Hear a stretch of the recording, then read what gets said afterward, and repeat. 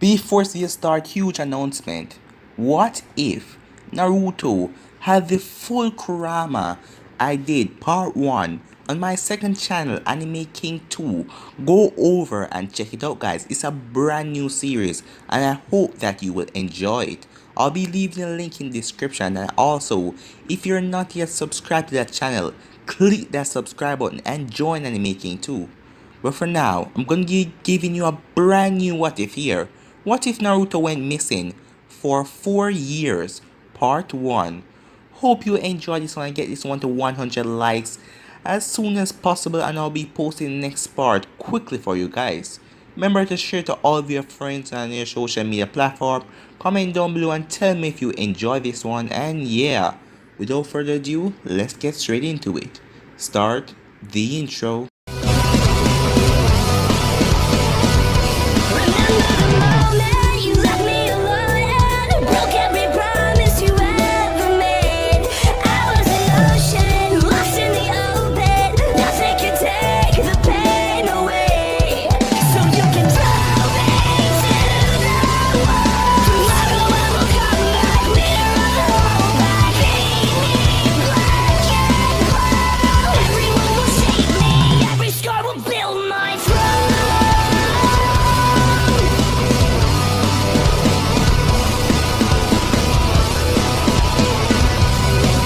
So, what if Naruto went missing for 4 years? So, here is how we're going to start this one. It has been 4 years. 4 long, horrible years, thought a 16-year-old medical Sakura. Her medical ninja skills has been increasing over the years by a lot. As she jumped from tree branch to tree branch, she was just a few steps behind Kakashi, her team leader. Behind her was her new team, Hinata, Kiba, and Shino. She had joined a new team because all of the members of Team 7, minus her, were dead or a traitor to the village. Why, Sasuke? Why did you have to kill Naruto? Thought Sakura. As she remembered back then, when she found out what her crutch did to Naruto, her other teammate. As we go straight into a flashback, the 12-year-old Sakura was walking into the Hokage's office. As she got in, she saw Kakashi and Shizune standing on the opposite side of the desk where Lady Tsunade sat down. "You call me, Lady Hokage?" asked Sakura. "Yes," said Tsunade as she lowered her head. "We have a report on the mission to save Sasuke." "So, are they back yet?" asked Sakura, as she wished that Sasuke turned back and came back to the village. "No," said Tsunade, as Sakura then looked down at the desk, as she noticed 2 headbands. One of them was slashed, and one of them was stained in blood. "What happened?" asked Sakura. "We aren't sure, but at the moment, it looked like Sasuke killed Naruto," said Tsunade, as Sakura's eyes went wide. "What?" Sakura said as she was shocked. "There was a sign of a battle on the border, and I found a pool of blood, and the blood type matched Naruto," said Kakashi. "But no bodies were found." "That is a good thing, right?" said Sakura. "If no bodies were there, that means he's still alive." As Kakashi then held down his head. "No, it was too much blood for a single person to lose and still be alive," Kakashi said. "And my ninja dogs were able to pick up Sasuke's scent leaving, but because of the rain, it washed away most of the path. Naruto and Sasuke ran into the battle alone, and only Sasuke walked out," said Tsunade. "I just cannot understand why Sasuke would do this," said Sakura only. To have Tsunade slam their hand on her decks. "Sakura, you just hear what I said to you, right? And you're worrying about Sasuke?" yelled Tsunade at her. "He killed Naruto. He killed your teammate." As Tsunade beginning to get angry as vein pulped in her forehead, as she was so angry that the decks break in half by the force that was coming off of her hand. "Lady Tsunade," said Shizune, as Sakura just looked down. "No, She needs to hear this. I heard what Naruto said. He told you that he was going to bring back Sasuke to the village, but he ended up dying for you. Sakura just hung her head in shame. He loved you, but you only care about the one that killed him? Tsunade said. How can you live with yourself? Tsunade yelled Shizune as she was too harsh on Sakura, thought Shizune. That is the thing, I cannot live with myself. If I was stronger, I could have stopped it all from happening. Then there is only one thing to do. You will become my student. As Sakura then looked at her. End of the flashback. As Sakura hopped from trees to trees as she said, Sasuke, I am going to do what Naruto promised and I am going to bring you back because that is what Naruto set out to do and I am going to finish what he started. As she then snapped out of it and looked up as they saw the giant white bird. They were on the mission to retrieve Gaara from the Akatsuki, but Gaara was already dead. And the white bird with that yellow hair man took off with his body and they are now chasing him. As she said that, a line of bombs exploded in front of the bird. As they all looked up and stopped in their tracks. What is going on? Hinata, can you tell what is going on? Asked Kakashi as Hinata activated her Byakugan. Yes, the two Akatsuki members are facing off against an unknown person. The both Akatsuki members are staring him down. What, an ally? Asked Kiba. We cannot be sure about it. It could be one of Orochimaru's followers. Said Shino. If it is, we will have to capture them. Said Kakashi as he hit the radio as he said, Guy, how long? As Guy said, it will be a while as he continued to fight his perfect clone. Alright, be aware that a new player is on the field and has engaged the Akatsuki. Got it, said Guy as he cut off. Let's hurry, said Kakashi as they kicked it up a notch as they arrived on the battlefield in time. So, you're the unknown ninja who has been attacking our bases, said Deidara. Yes, said the mystery guy. He was tall and dressed from head to toe in black. He had a black cloth that started from his shoulders and head straight down to his boots. He had on a black hoodie. He must have had some kind of jutsu on his face because they could see nothing but darkness and red animal eyes. What is your name, stranger? I need to know who dies at the hand of my art, said Deidara. You may call me the Black Fox if you wish, said the mystery guy. Why have you been attacking us? Sasori asked. It is my sensei wish that I destroy all of the Akatsuki, said the Black Fox. Who is this guy? Asked Kiba as he looked up. I don't know, but stay on your guard, said Kakashi. Well, your sensei has no idea who he's messing with, said Sasori. You don't know, said the Black Fox.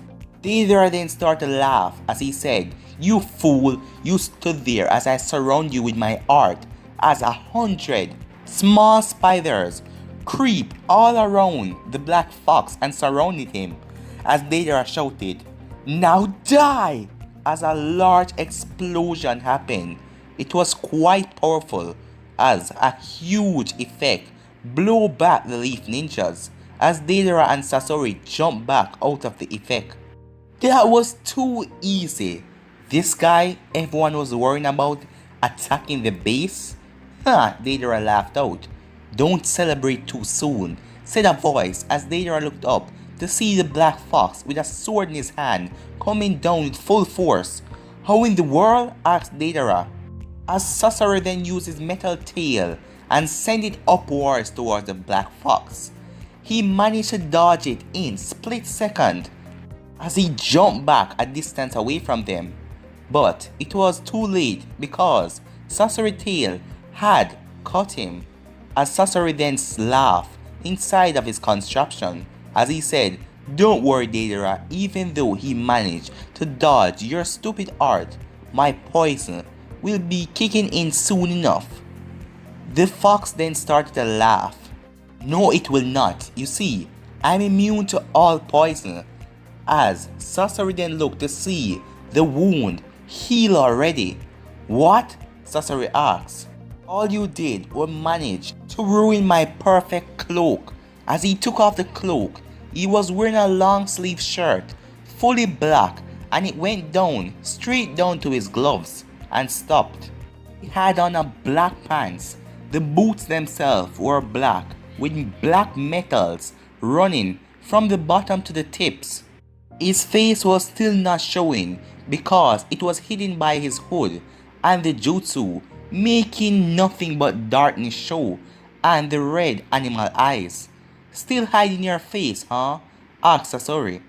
So are you, said the black fox.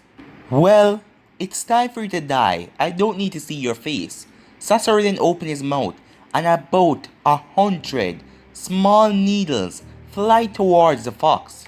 As all of them watched in amazement, he put his hand in his pockets as he dodged all of the needles like they were nothing. How? How is he doing that? Asked Deidara, as everyone, Kakashi, and they all watched as they got closer into the battlefield. This is getting really boring, said the fox. So am I, said Deidara as he pointed toward the sky.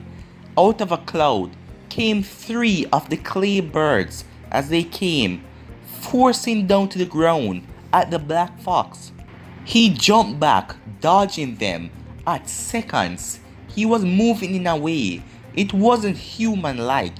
When the last bird hit the ground, a line of needles came flying out of the smoke.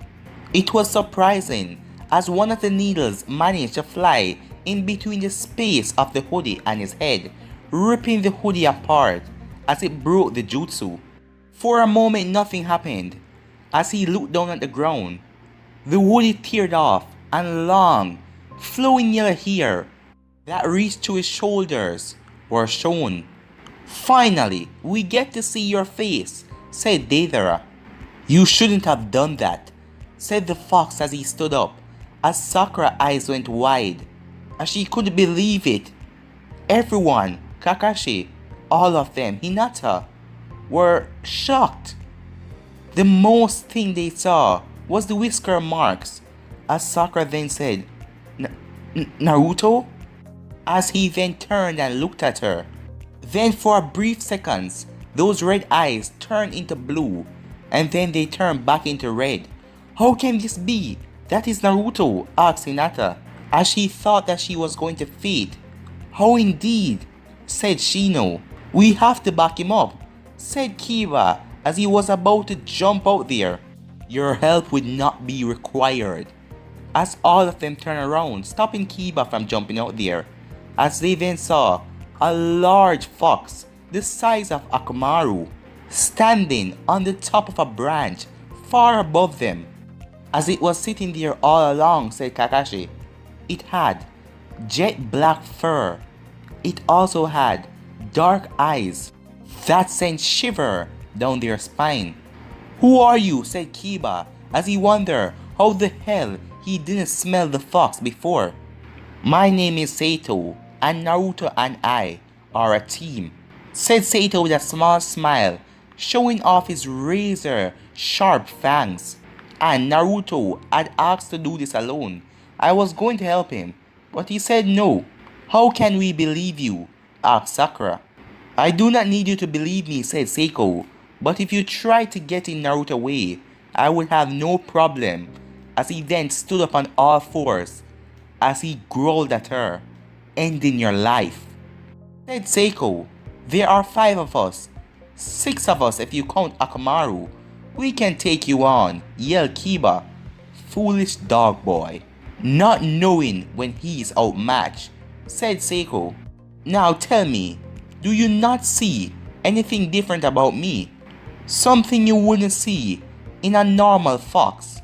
Well, you talk and you're a lot bigger, said Kiba, making Seiko roll his eyes. Beside that, said Seiko, you have 3 tails, said Shino as everyone looked and he was right. Very good, bug boy, said Seiko. I am not a normal fox. I am a demon fox with a rank of 3 tails.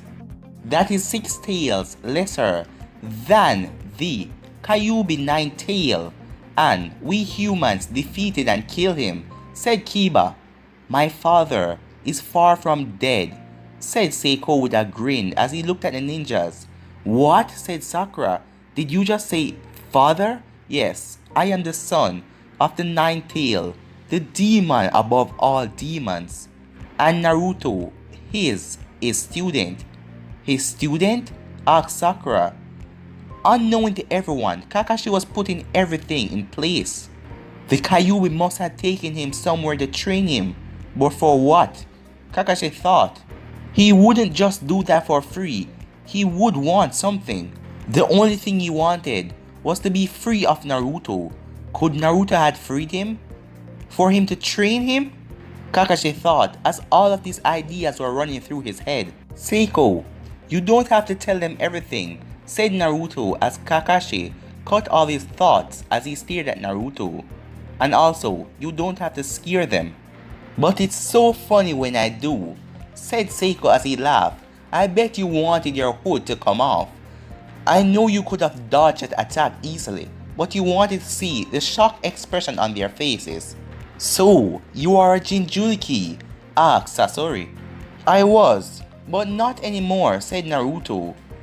As the Akatsuki looked at him, the 2 Akatsuki members. However, because of my past as one, that is one of the main reasons why I'm going to kill the both of you right here, said Naruto. What? Said Kakashi. I just saw his eyes turn like the 9 tails. What does he mean he's not a demon anymore? It is so damn confusing, Kakashi thought, as he didn't completely understand what was going on. Kakashi then watched as red chakra engulfed Naruto and his sword turned bright red. So how does he have that chakra? Kakashi asked himself. You are just a stupid kid. You cannot stand up against my art, said Deidara as he reached into his pocket. Damn it, I'm low on clay, he thought to himself. You shouldn't be worried about your art, you should be worrying about your life. As Naruto then turned his attention to Sasori. But you first. As Naruto then moved in steps that none of them could see, as Sasori could see glimpses, small glimpses of Naruto's speed.